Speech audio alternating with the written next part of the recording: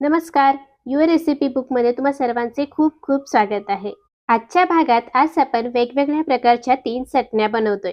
तीनही चटण्या करायला खूप सोप्या आहेत आणि चवीला भन्नाट लागतात. चला सुरुवात करूयात.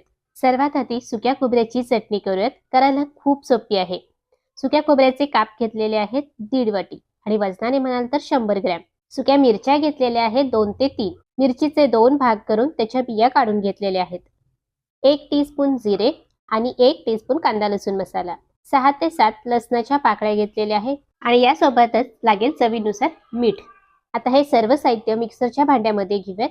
सुक्या खोबऱ्याचे काप, सुकी मिरची याचे आपण देठ काढून घेऊयात आणि मग घालू. जिरे, लाल तिखट, इथे मी घरगुती कांदा लसूण मसाला वापरलाय. तुम्ही रोजच्या जेवणातला कोणताही मसाला वापरू शकता. लसणाच्या पाकळ्या, इथे मी लसूण सोलून घेतलाय. साली सहित लसूण वापरला तरी पण चालतो. चवीनुसार मीठ घालायचंय आणि पाणी न घालता याला जाडसर असं वाटून घ्यायचंय. मिक्सरमध्ये फिरवत असताना खूप अगदी जाडसर पण नका ठेवू आणि अगदी तेल सुटेपर्यंत सुद्धा बारीक पेस्ट करायची नाही. हलकं रवाळ असं याला वाटून घ्यायचंय. तयार झाली सुक्या खोबऱ्याची चटणी. चला आता आपण बनवतोय तिळकुट. म्हणजेच काही जण याला कोरट्याची चटणी म्हणतात तर काही भागात त्याला कारळं म्हणतात. हे असे थोडे लांब दिसणारे काळे तीळ आपण घेतलेले आहेत वजनाने 100 ग्रॅम. तुमच्या भागात याला कोरट्याची चटणी म्हणतात, कारल्याची चटणी म्हणतात की तिळकुट म्हणतात, मला कमेंट्स करून नक्की सांगा. 30 ते 35 ग्रॅम शेंगदाणे घेतलेले आहेत. 25 ग्रॅम सुक्या खोबऱ्याचे कीस, 2 लाल सुक्या मिरच्या, 1 चमचा घरगुती कांदा लसूण मसाला, 4 ते 5 लसणाच्या पाकळ्या आणि चवीनुसार मीठ लागेल. चला पटकन चटणी करायला सुरुवात करूयात. तर घेतलेले तीळ पहिल्यांदा पॅनमध्ये चांगले गरम करून घ्यायचे किंवा भाजून घ्यायचे. तीळ पॅनमध्ये चटचटेपर्यंत मध्यम आचेवरती खमंग असे भाजून घेऊ. तीळ भाजून झाले, हलकेसे पॅनमध्ये चटचटायला सुरुवात झाली की एका ताटामध्ये काढून घ्यायचे. आता त्याच पॅनमध्ये शेंगदाणे भाजून घेऊ. शेंगदाणे सुद्धा हलके डाग पडेपर्यंत खमंग साल तडकेपर्यंत भाजून घ्यायचे. गॅस मध्यमच ठेवायचा आहे आणि शेंगदाणे सतत हलवत राहून भाजून घ्यायचे, म्हणजे सगळ्या दिशेने एकसारखे भाजले जातात. हे पहा, शेंगदाण्यांना हलके डाग पडलेले आहेत आणि साल तडकायला सुरुवात झाली. शेंगदाणे भाजून झाले, त्याच ताटात काढून घेऊ. आता आपल्याला सुक्या खोबऱ्याचा कीस भाजून घ्यायचा आहे. पॅनमध्ये सुक्या खोबऱ्याचा कीस घेतला. गॅस एकदम कमी करायचा आहे कारण खोबरं पटकन करपतं. थोडंसं परतून घेतलं, हलकं गरम झालेलं आहे. आता यामध्ये सुक्या मिरच्या घालत आणि खोबरंसुद्धा कुरकुरीत होईपर्यंत भाजून घेऊ. खोबरं पण बघा हलकासा रंग बदललाय, छान कुरकुरीत झालेला आहे. सोबत मिरच्यासुद्धा कुरकुरीत झाल्यात. पॅनमधून काढून घेऊ. सर्व साहित्य भाजून झालेलं आहे. एका ताटात मी काढून घेतलं. आता याला पूर्णपणे गार करून घेऊ.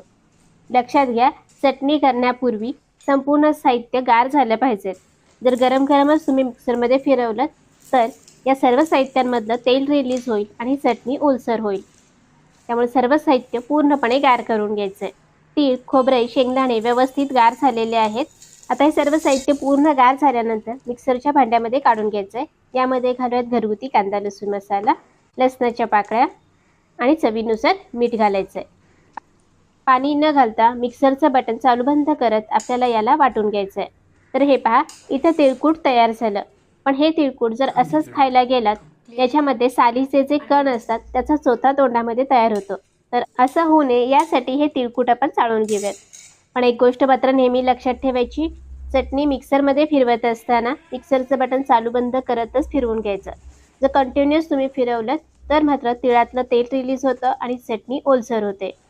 तर हे पहा, संपूर्ण तिळकूट मी चाळून घेतलं आणि इतकं जाडसर असं हे शिल्लक राहिलेलं आहे. त्याला पुन्हा मिक्सरच्या भांड्यात घालत आणि पुन्हा एकदा फिरवून घ्यायचं आहे आणि चाळून घ्यायचं आहे. संपूर्ण चटणी मी चाळून घेतली. तयार झालं आपलं हे खमंग असं तिळकूट.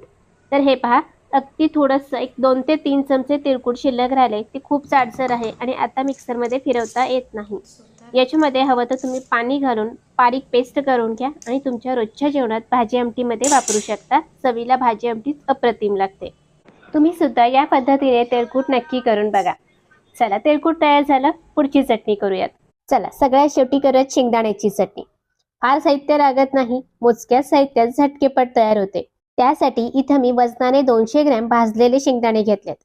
शेंगदाणे मी आधीच भाजून घेतलेत. तुमच्याकडे कच्चे शेंगदाणे असतील तर आधी थोडेसे भाजून घ्या.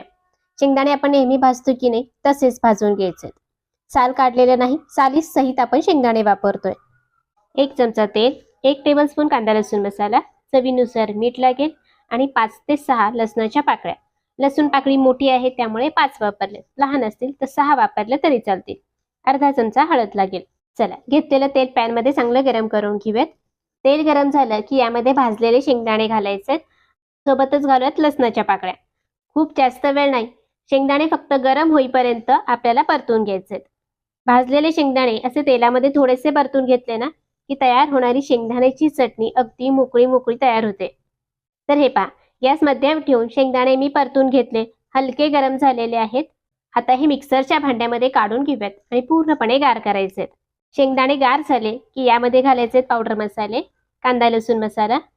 इथे मी 1 टेबलस्पून तिखट वापरले, तुम्ही आवडीनुसार कमी जास्त केलं ना तरी पण चालेल. चवीनुसार मीठ घातलं आणि हळद घातलेली आहे. पाणी न घालता मिक्सरमध्ये याला रवाळ असं वाटून घ्यायचंय. तयार झाली आपली झटकेपट शेंगदाण्याची चटणी. रेसिपी आवडल्यास व्हिडिओला नक्की लाईक करा. अशा छान छान रेसिपीज पाहण्यासाठी चॅनलला सबस्क्राईब करायला विसरू नका.